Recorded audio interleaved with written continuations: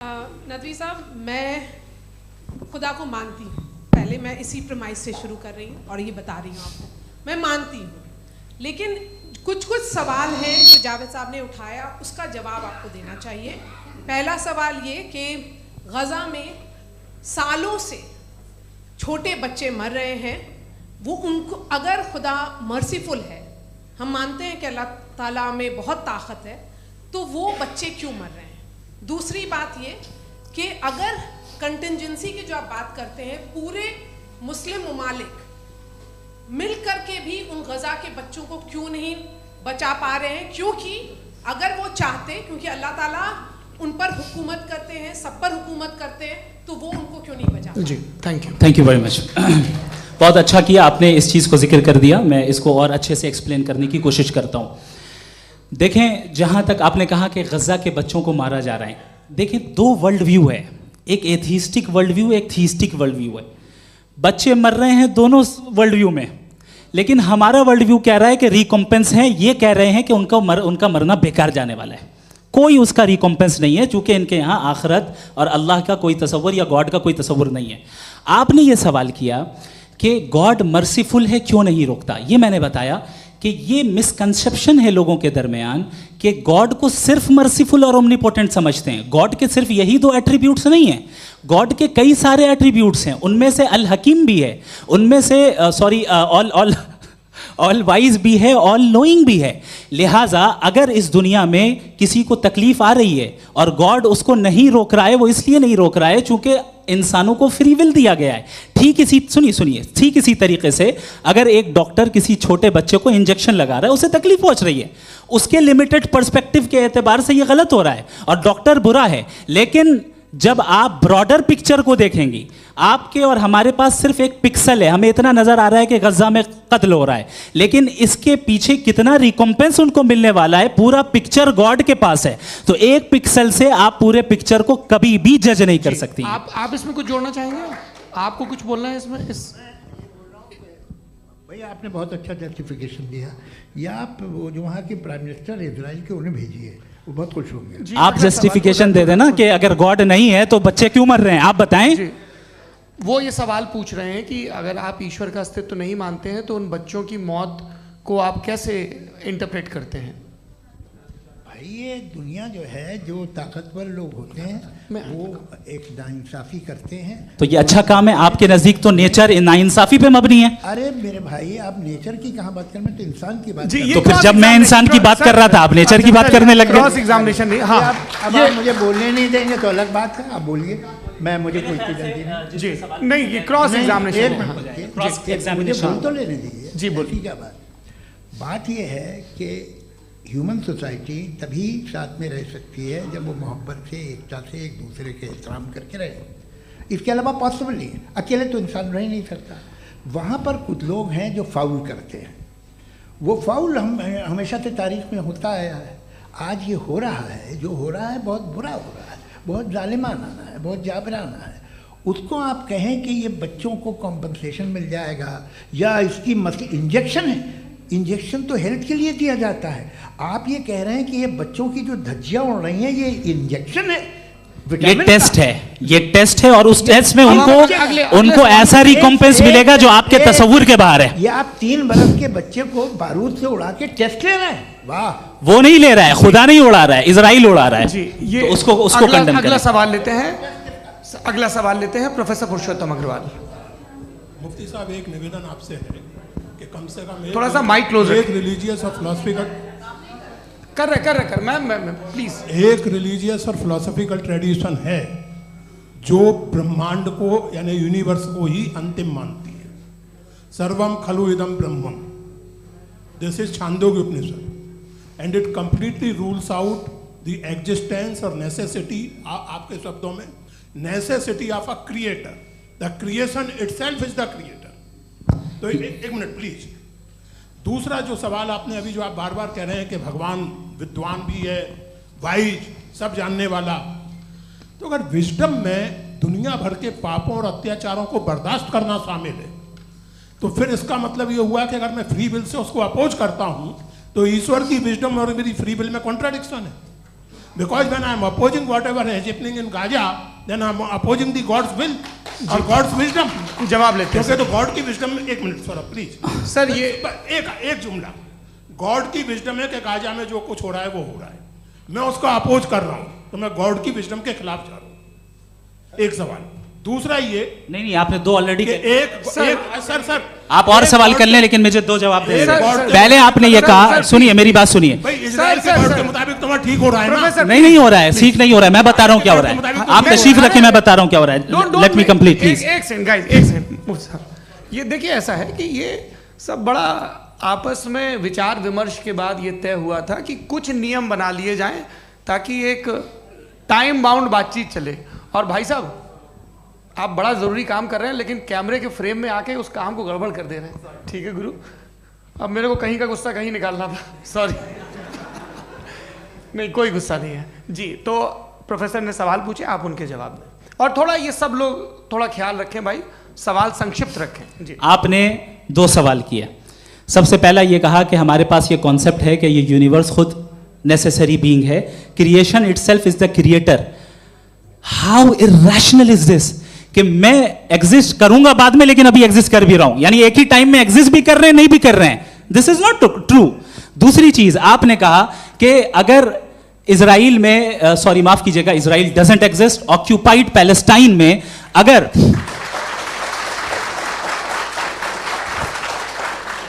Occupied Palestine में बच्चों को मारा जा रहा है फ्री विल की वजह से और गॉड नहीं रोक रहा, ये कॉन्ट्रडिक्शन है। ये बताइए कि एक एग्जाम में एक बच्चा गलत आंसर लिख रहा है, सुनिए, एग्जामिनर चाहे तो रोक सकता है, क्यों नहीं रोक रहा है?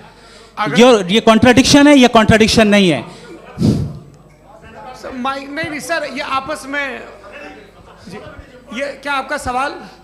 माइक दीजिए। फ्री विल दिया गया है टेस्ट के लिए, अकाउंटेबिलिटी के लिए। अगर फ्री विल नहीं होता तो आप कहते हैं हमें रोबोट बना दिया गया। नॉट मिसरिप्रेजेंट माय पोजीशन, आपकी जो भी पोजीशन, मैं अपनी फ्री विल के नाते, अपने ह्यूमन विजडम के नाते गाजा में हो रही अत्याचार का विरोध करता हूं। बिल्कुल करना चाहिए। आपके हिसाब से मैं गॉड की विजडम का विरोध कर रहा हूं? बिल्कुल नहीं, जो हो रहा है गॉड की, बिल्कुल भी नहीं, बिल्कुल भी नहीं। उसका वहां पर गाजा में कत्ल होना ये इंसानों के गलत इस्तेमाल का नतीजा है, फ्री विल के इस्तेमाल का नतीजा है। गॉड इसका हुक्म नहीं देता, उससे रोकता है। यही तो मसला है ना, आपके लिए कॉन्सेप्ट क्लियर? नहीं भाई, आपने तो बताया था इंजेक्शन लगाने से बच्चे को तकलीफ होती है, ये इंजेक्शन लगा। सर आप ऐसे रेटोरिक स्टेटमेंट दें तब तो कोई मसला नहीं समझते रहेंगे। This is a rhetoric statement, this is not a logical argument sir. I am sorry, I am sorry. आखिरी 30 मिनट बड़े मुश्किल होने वाले हैं जी। मुफ्ती साहब आगे बैठे हैं, इनको माइक दीजिए। हाँ तरुण, माइक आप अपने पास रखिए, आपको कैमरे का फ्रेम पता है जी। सबसे पहले दोनों को मुबारकबाद। एक सर अपना आप नाम बता दें। आप अमेरिका में शिकागो में रहते हैं, इतना मुझे याद है। बताया आपको, यासिर नदीम अलवाजदी मेरा नाम है।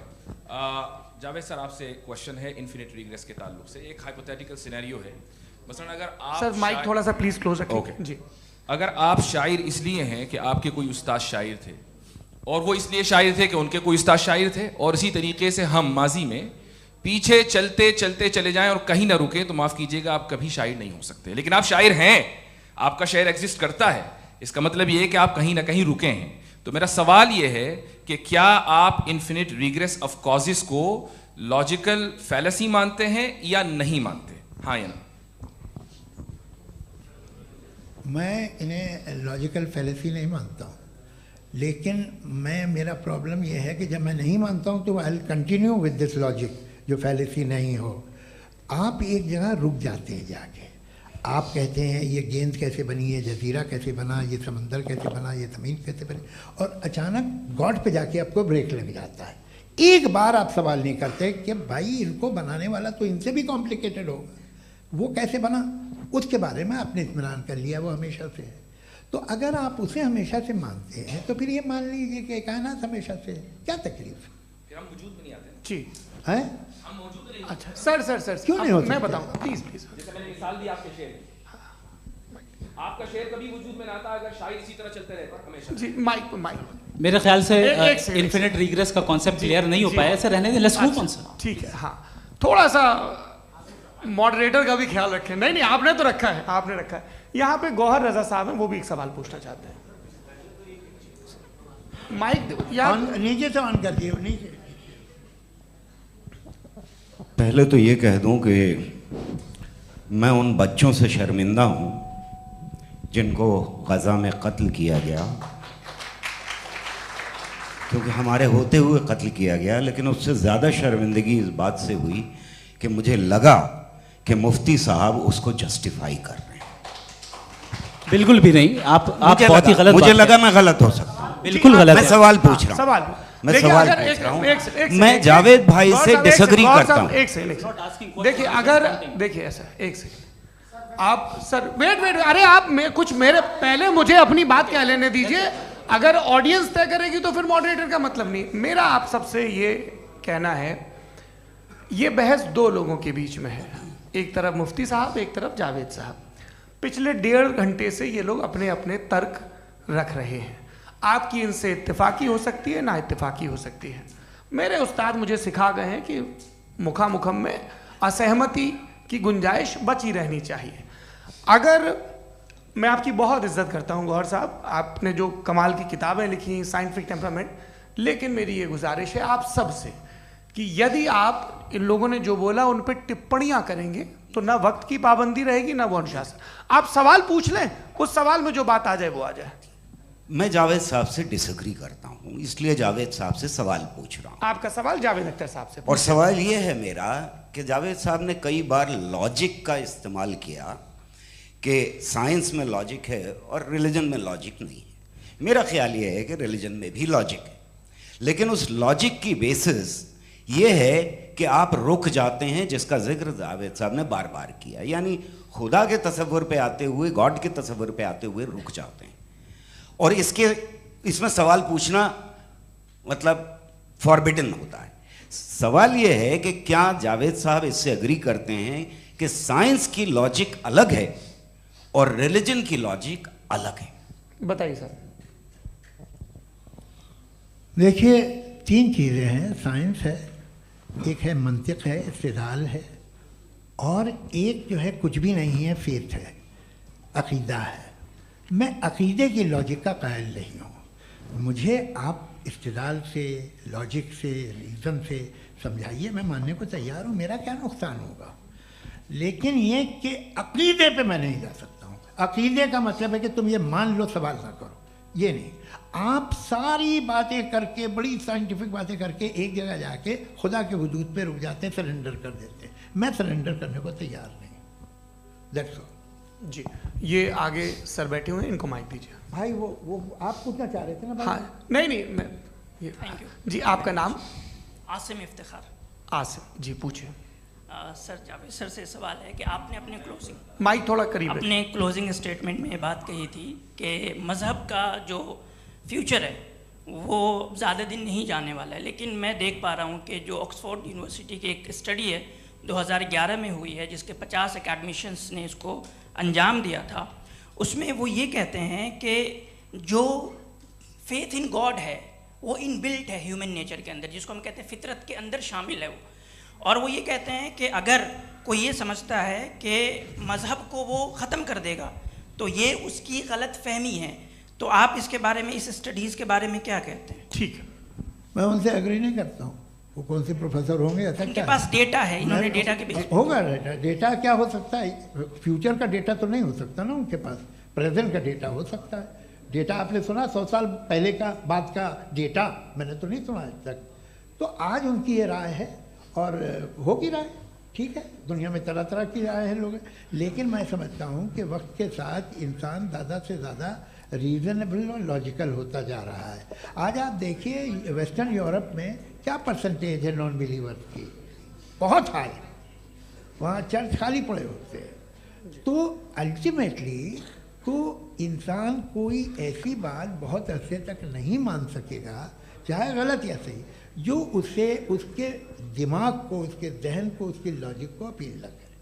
वो कह रहे हैं तो ऑक्सफोर्ड के होंगे तो कैम्ब्रिज के होंगे, तो मुझे क्या लेना देना। उनका डेटा मुस्तकबिल का नहीं हो सकता है। जी। दीपक, हाँ पूछिए। मैं आऊँगा अभी, पीछे की साइड भी आऊँगा, माइक वहीं भेजूंगा 2-3 सवाल के लिए। जी जावेद साहब, आपसे सवाल है। नमस्ते।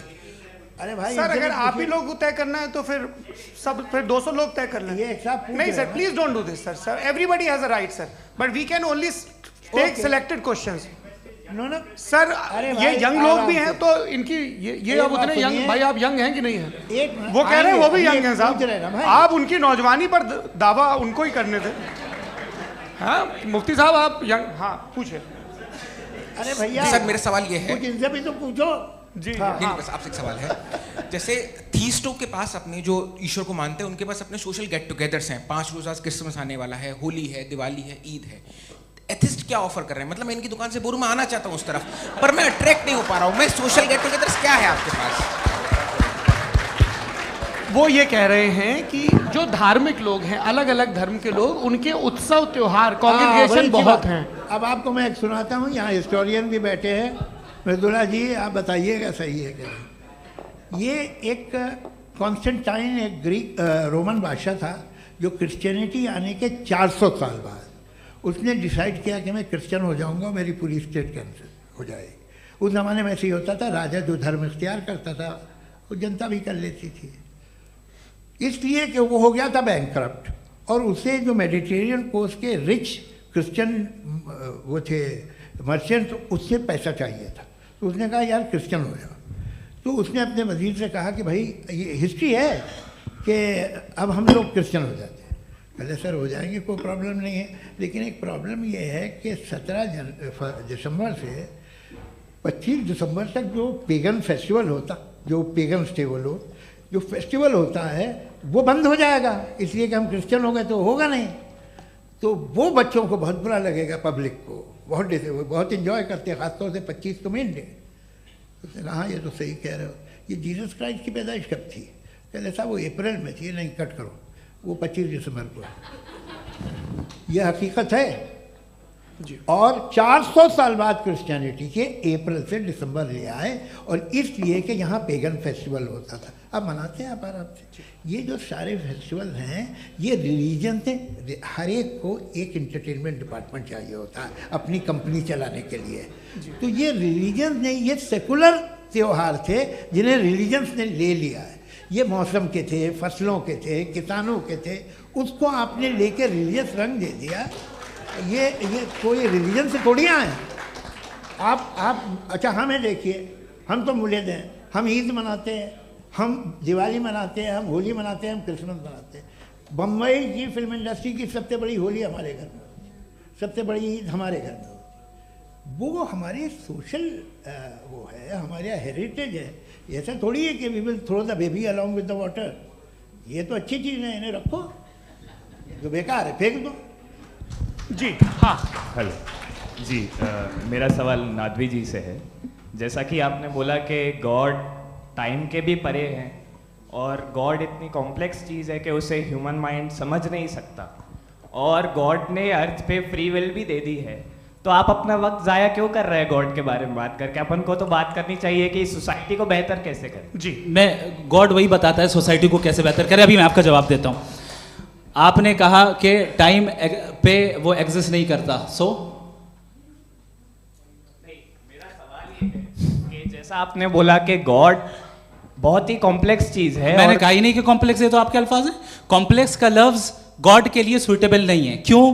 क्योंकि कॉम्प्लेक्स वो चीजें होती हैं जो ऑब्जेक्ट हो। God is not an object जिसको आप इंस्ट्रूमेंट के जरिए लेबोरेटरी में जाके टेस्ट करें, oh it's very complex. No, वो कोई कार का इंजन नहीं है। वो फिलोसॉफिकली नेसेसरी बीइंग ऐसी बीइंग है जो सिंपल बीइंग है। हाँ, आप उसको मुकम्मल तौर पे उसकी तमाम हिकमतों को जान ले और हर चीज को जान ले, ये पॉसिबल नहीं है, क्योंकि वो ऑल वाइज है, आप ऑल वाइज नहीं है, और वो खुदा है, वो आपको सारी चीजें बता दे, ये जरूरी नहीं। मेरा सवाल ये नहीं था, मेरा सवाल ये था कि जब गॉड इतना परे है इस दुनिया से कि उसने अर्थ पे फ्री विल भी दी है, हम सब ह्यूमंस की फ्री विल है, और जो सोसाइटी में हो रहा है वो अपन लोग डिसाइड करेंगे, तो अपन लोग डिसाइड नहीं करेंगे ना, अपन लोग डिसाइड नहीं करेंगे। गॉड जो है, गॉड ने वो उसकी जात, उसकी एग्जिस्टेंस टाइम एंड स्पेस से परे है, लेकिन वो हमारा टेस्ट ले रहा है, और उसी गॉड ने हमें बताया कि तुम्हें क्या करना है क्या नहीं करना है, तो जाहिर उस गॉड की बात सुनेंगे ना। जी, वो पीछे एक चश्मा लगाए जो मैम खड़ी हैं, उनको दीजिए। हाँ आप जी जी बिल्कुल आएंगे। देखिए मैं कोशिश कर रहा हूँ सब तरफ जाने की। हाँ उनको दीजिए माइक। जी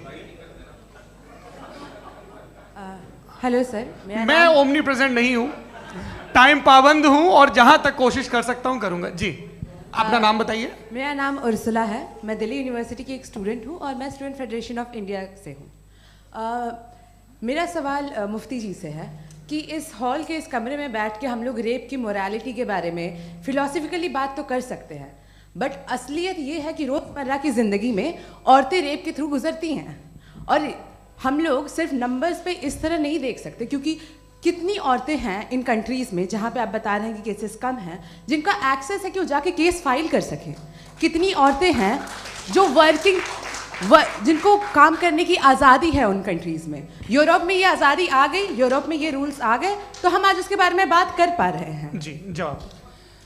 आपने ये कहा कि कमरे में बंद होकर हम लोग इस पर फिलोसफिकली बात कर सकते हैं, लेकिन हकीकत में क्या हो रहा है, वो ग्राउंड लेवल पे क्या हो रहा है, जो बहुत गलत हो रहा है और वो सफ़र कर रही हैं। आई एग्री, बहुत गलत हो रहा है और जो गलत हो रहा है उसको हमें रोकना है। और क्यों रोकना है, वो गलत क्यों है? हमारे पास इसका ऑब्जेक्टिव फाउंडेशन है, इनके पास उसका ऑब्जेक्टिव फाउंडेशन नहीं है। मैं ये कहना चाह रहा हूँ कि जहाँ पे भी जुल्म हो रहा है, जहाँ पे भी औरत पे जुल्म हो रहा है या उसकी इज्जत लूटी जा रही है या उसे तकलीफ पहुँचाई जा रही है, और सिर्फ औरत नहीं, किसी इंसान के ऊपर भी जुल्म हो रहा है, तो उसके खिलाफ खड़ा होना, ये मॉरलिटी हमारे पास गॉड के पास से आई है। वरना जावेद साहब तो कह रहे हैं कि जो है मेजॉरिटी डिसाइड करेगी, तो मेजॉरिटी तो कभी भी बदल सकती है। क्या आप हाँ। ये थोड़ी सी आपको गलतफहमी है। मैं अगर मेरे जुमले से ये मदनत निकला या मैंने कहा तो ये जुमला मैं वापस लेता हूँ। ये मेरा मतलब ही नहीं था कि मेजॉरिटी डिसाइड करेंगे। मेजॉरिटी डिसाइड करे तो दुनिया में बड़ी, वैसे आपने कहा था ये जुमला। अच्छा, हो सकता है, मैं मान रहा हूँ, बाद में रिकैप कर लेंगे। अरे एक सेकंड, मैं अपनी एक्सप्लेनेशन दे रहा हूँ। मुनासिब बात यह है कि हम सब के सब दिल में जानते हैं कि क्या अच्छा है क्या बुरा है, हमें पता है अच्छी तरह से। जो लोग बुरे काम करते हैं उन्हें भी मालूम अच्छा क्या है। यही तो सवाल था हजरत कि फिर ये मोरालिटी आई कहाँ से? Cross examination. हाँ जी, हाँ। मोरालिटी साथ रहने की डिजायर से आई है। यानी साथ रहकर जो कुछ कह दे, जो कुछ कर दे, वो हो जाएगा? नहीं नहीं, तो आप कायदे से रह ही कर सकते हैं जब तक लोगों में मोरालिटी हो, वरना क्यास हो जाएगा। ये आपको कैसे पता? जी, हमने देखा ना, जहाँ मोरालिटी का क्यास हो गया, हम देखते हैं। कहाँ पे देखते भाई? तो दुनिया में आप जो कह रहे हैं, आप कहीं पे अगर गलत हो रहा है इस बहस तो उसको आप गलत देखिए। आप एपिस्टेमोलॉजी की बात कर रहे हैं, मैं ऑन्टोलॉजी की बात कर रहा हूं। मैं इस बहस फाउंडेशन आप दोनों लोगों को चाय पे होस्ट करूंगा, वहां पे क्रॉस एग्जामिनेशन कर लीजिएगा। अभी ऑडियंस का हक मार रहे हैं आप लोग भाई, सर जस्ट लोग हैं आप लोग। और ये भाई ये हाँ, उधर आएंगे, जी सर आएंगे। अच्छा सर, मेरा नाम लईकुर रहमान है और मैं अलीगढ़ मुस्लिम यूनिवर्सिटी का स्टूडेंट हूँ। और जहाँ तक मुझे पता है कि sir you are also product of Aligarh Muslim university. मैं भी उसी चमन का बुलबुल। हाँ सर, तो बहुत खुशी हुई मुझे जान करके कि मैं आपसे मिलूंगा। सवाल सर, मेरा सवाल यह है, सर सैयद अलैहि रहमा का नज़रिया ये था कि खुदा के वजूद को अक़ल के दायरे में रह कर के तलाश करना, न कि पूरी तौर से उसका इनकार कर देना। Sir, how will you define it? नहीं, तो ये तो आप इन्हें बताइए। ये सवाल आपसे खुदा का वजूद साबित कर रहे हैं। तो सर, आपने इनकार कर रखा है, इस वजह से मेरा क्वेश्चन उन्होंने यही एक सेकंड सर सैयद ने यही कहा ना कि अक्ल से आप खुदा के वजूद को साबित नहीं कर सकते, यही कहा ना भाई। वो उन्होंने कहा कर सकते हैं और वो कर दिया गया आज। वो फोन तलाश करना या साबित करना अक्ल से नहीं हो सकता। अरे सवाल तो सुन लीजिए जी। अक्ल से नहीं हो सकता है, यही कहा ना आपने। अक्ल से हो सकता है। अरे वो यही कह रहे हैं भाई, आप बता रहे हो सकता है, वो तो कुछ और। आप अगर सर देखो नौजवान फोन ले लो, वो इतनी कमाल की यूनिवर्सिटी है। अरे भाई दे दो ना जरा, एक मिनट दे दो भाई, मेरी बात सुनो, माइक पे बोलो ताकि जो लाखों लोग देख रहे हैं। माइक दे दो ना। अरे देंगे ना माइक, तुम ठहरो तो। हाँ सर, मेरा सवाल ये था कि सर सैयद अलैहि रहमा का एक नज़रिया था अपना कि खुदा का जो वजूद है उसको अक़ल के दायरे में रह करके तलाश करना है, न कि पूरे तौर से इनकार कर देना है। ये उनका कॉन्सेप्ट था। लेकिन मेरा सवाल ये है कि आप इसको कैसे डिफाइन करते हैं, एक्सप्लेन कैसे करेंगे? मैं आपसे जानना चाहता हूँ, क्योंकि you are the product of Aligarh Muslim university. मुझे अक़ल के दायरे में रख के मैंने बहुत तलाश की, मुझे मिला नहीं। हाँ, ये इधर वो चश्मा लगाए जो, हाँ उनको दे दीजिए। जी जी फटाफट पूछिए, बस 5 मिनट है, 5 मिनट में खत्म हो रहा है। हाँ अस्सलाम वालेकुम मुफ्ती साहब। एंड मेरा सवाल जावेद अख्तर साहब से। क्या नाम है आपका? अरे भैया सब मुझे पूछ रहे हो। फैज पूछिए फैज साहब। तो मेरा सवाल ये है कि अभी जो एथियस्ट है वो problem of evil argument use कर रहे हैं अगेंस्ट मुस्लिम्स, राइट? कि इस दुनिया में इतना सारा ईविल है और अगेंस्ट मुस्लिम तो यहाँ अगेंस्ट थियस्ट। हाँ थोड़ा सा करेक्ट कर लीजिए भाई, पूरी मशक्कत इसी बात की थी कि किसी एक मजहब पे बात न टिके। जी, तो बेसिकली ये आर्ग्यूमेंट ऐसा है कि इस दुनिया में इतना ज़्यादा ईवल एग्जिस्ट करता है और अगर एक ऑल गुड गॉड है तो वो रोकता क्यों नहीं है? लेकिन इस सवाल में एक हिडन अजम्पशन ये है कि इस दुनिया में ईवल एग्जिस्ट करता है। अब एथियस्ट ये कैसे ऑन्टोलॉजिकली प्रूव कर सकते हैं कि इस दुनिया में ईवल एग्जिस्ट करता है? मैं आपको बताता हूँ, थोड़ा सा समझा। नहीं सर, आप हम लोग इनको सुनने आए। नहीं please don't do that. I want to explain ontologically. नहीं हम समझ गए सर, इनको अब जवाब देने दीजिए। अच्छा सवाल पूछ लो। मैं अभी तक क्या था वो मैं थोड़ा सा ऐड ऑन कर लेता हूँ। तुम गुरु, तो हम जब इसका राउंड 13 करेंगे ना तब तुमको स्टेज पे बिठाएंगे। जी तो हाँ जल्दी से। तो देखिए एथियज्म के हिसाब से सब कुछ रैंडमली बन गया है, सब कुछ एटम्स और मॉलिक्यूल्स है। एक पत्थर में और मुझ में सिर्फ इतना फर्क है कि हम लोग एटम्स और मॉलिक्यूल्स का अलग अलग रीअरेंजमेंट है। अब एक पत्थर को कोई इंसान तलवार से 2 टुकड़ों में काट दे या मुझे, according to atheism it is same. There is no evil and good according to atheism. जी अच्छा, फैज साहब का सवाल ये है कि हाँ कोशिश भी करते तो इससे गलत सवाल नहीं कर पाते। एक लाइफ फॉर्म है और लाइफ फॉर्म में फीलिंग्स हैं, मतलब लाइफ फॉर्म सुनता है, देखता है, टेस्ट कर सकता है, फील कर सकता है। तो उसकी ये जो क्वालिटी इस बबल में आ गई हैं वो जानवर में भी है, इंसान में भी है। तो जाहिर है कि उसे कोई तकलीफ पहुंचेगी, तो चूंकि उसके पास वो सेंसिटिविटी है तो मैं करेगा। पत्थर में वो सेंसिटिविटी नहीं है। तो ये क्या सवाल हुआ कि अगर पत्थर को काटा तो पत्थर को तकलीफ नहीं होती, तो आपको काटे तो आपको क्यों तकलीफ हो? बैठ जाइए। जी हाँ अगला सवाल। हाँ पूछे जी जावेद अख्तर साहब। अरे भैया सब आप लोग मुफ्ती साहब को छोड़ रहे हैं, मेरे ही पीछे पड़े हैं क्या? चलो बोलो भाई। You asked how God can exist when children die in Gaza. Huh? You asked how God can exist when children die in Gaza, and you also mentioned the rise of atheism in Europe. But the same events also are leading many atheists and non-believers to turn towards faith. How do you interpret this contradiction, where suffering pushes some away from God, yet brings others closer to belief? देखिए आपको एक बात बताऊं, दुनिया perfect तो कहीं भी नहीं है, हर जगह कुछ खामियां हैं। बेटा एक मिनट, मैं आप ही को कहेंगे, देखो वो तो कुछ खामियां, कमज़ोरियां, खराबियां सब जगह है। लेकिन अगर देखोगे ईमानदारी से कि दुनिया सबसे ज़्यादा महज़ब कहाँ है, एक आम शहरी को कहाँ हुकूक हासिल हैं, वो बोल सकता है, अपनी मर्ज़ी से काम कर सकता है, अपनी मर्ज़ी से राय दे सकता है, हुकूमत के ख़िलाफ़ बोल सकता है, बरसरे इक़्तिदार लोगों के बारे में बोल सकता है, सरमायादारों के ख़िलाफ़ बोल सकता है। तो आपको ये स्कैंडिनेवियन कंट्रीज़ में मिलेगा, वेस्टर्न यूरोप में मिलेगा। मैं नहीं कह रहा वो परफेक्ट है, बिल्कुल नहीं, वहाँ बहुत ख़राबियाँ भी हैं, परफेक्ट तो कोई। लेकिन जिन जिन मुल्कों में, लैटिन अमेरिका देखो, गल्फ़ देखो, वहाँ पर आपको ये ज़रूर है कि रेप नहीं होते होंगे। रेप की ज़रूरत क्या है भाई? उसको तो ख़रीद लो, घर में रखो, सड़क पर रेप करने की क्या ज़रूरत है? मगर सुनिए, मगर हकीकत ये है कि वहाँ शख्सी आज़ादी राय देने की, बोलने की नहीं है। जी ये एक आखिरी सवाल मुफ्ती साहब से। हाँ मैम, इनको माइक दीजिए। शुक्रिया। मेरा नाम मनीषा है, मैं हरियाणा से आई हूँ। मैं मुफ्ती साहब से एक बात पूछना चाहती हूँ। आप बार बार जावेद साहब को कॉन्ट्राडिक्ट तो कर रहे हैं कि आपने ये कहा, लेकिन आप भी अजम्पशंस के बेसिस पे बात कर रहे हैं। आपने खुदा के होने का कौन सा प्रूफ पेश किया है, खुदा की एग्जिस्टेंस का? अब इस सवाल को अलग रहने दीजिए, कौन एथीस्ट है कौन नहीं है। और दूसरी बात जो आपने एक छोटी सी कही थी कि ये फ्री विल का इस्तेमाल करता है इंसान अपनी, लेकिन इस फ्री विल का इस्तेमाल में मतलब खुदा ने ये दे दी सबको ये इजाज़त कि वो कितना घिनौनापन और कितने ज़्यादा ख़राब से ख़राब तरीके इस्तेमाल कर सकते हैं। जवाब सुनते जी। आप फ्री विल को मानती है ना, या अब कहती है कि फ्री विल नहीं है ना? मानती है ना? तो अब आपके पास इसका कोई एक्सप्लेनेशन नहीं है कि अगर एक इंसान उस फ्री विल का इस्तेमाल करके गलत काम कर रहा है और बच के अच्छी ज़िंदगी गुजार के निकल जा रहा है, उसका कोई रिकम्पेंस नहीं है। हमारे वर्ल्ड व्यू में जो इंसान गलत काम कर रहा है उसको भी रिकॉम्पेंस यानी उसका बुरा बदला मिलना है, और जो सही काम कर रहा है उसको सही बदला मिलना है। लिहाजा जो फ्री विल है वो इस तरीके से है कि एक लिमिटेड टाइम तक खुदा ने मोहलत दी है। ऐसा नहीं कि छूट दे दी, जो करना है करते रहो हमेशा।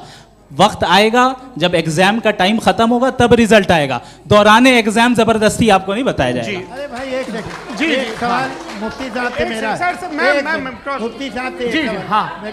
हाँ, रुक जाइए, आपसे फोन, आप इसके बाद आपसे पूछिएगा, यहीं रहेंगे वो। हाँ, बोलिए। मैं मुफ्ती मैम, साहब एक एक ही सेकंड। सवाल करता हूँ कि अगर जो हो रहा है फ्री विल से हो रहा है और एक दिन बरोज़ क़यामत इंसाफ होगा मैशर में वगैरह वगैरह, तो दुआ क्यों मांगते हैं लोग? दुआ मांगते हैं इसके मतलब है अभी भी उसने ये डिपार्टमेंट रखा है कि मैं रोज़मर्रा की ज़िंदगी में इंटरफेयर बिल्कुल कर बिल्कुल सकता हूं। He can. तो तुम कैन हो, तुम मुझे नौकरी दिला देते हो, मेरे बेटे को ग्रीन कार्ड दिला देते हो, और 45,000 बच्चे मरते उन्हें रोकते नहीं हो।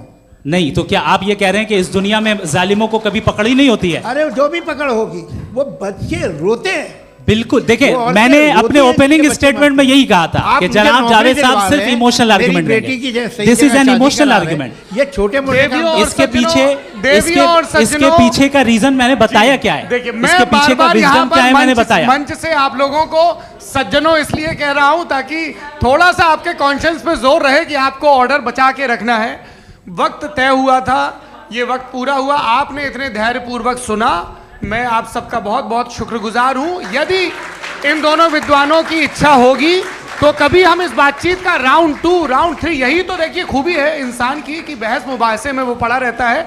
आप लोगों ने बड़े धैर्य का परिचय दिया, बहुत बहुत शुक्रिया। इसी के साथ ये बातचीत यहाँ पे समाप्त।